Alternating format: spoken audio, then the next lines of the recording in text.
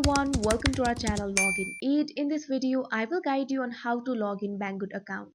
So if you also want to log in Banggood account, this video is just for you. Follow the simple steps and you'll be able to do it. So first of all, let's open your Banggood application.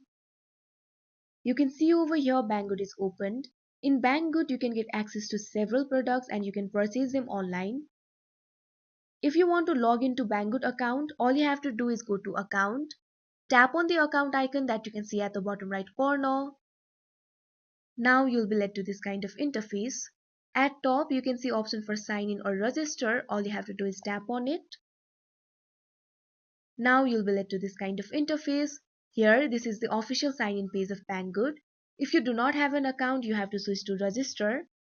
And here you'll have to enter your email address and your password and simply tap on register. But if you already have an account and want to log in, go to sign in. Now you'll have to enter the email and password over here. Tap in the email address box. Now enter the email. You can see over here I've already entered my email. Now tap in the password box. Now type in your password. Make sure to type the correct password. If you have forgotten your password, you can tap on the option forget password right over here.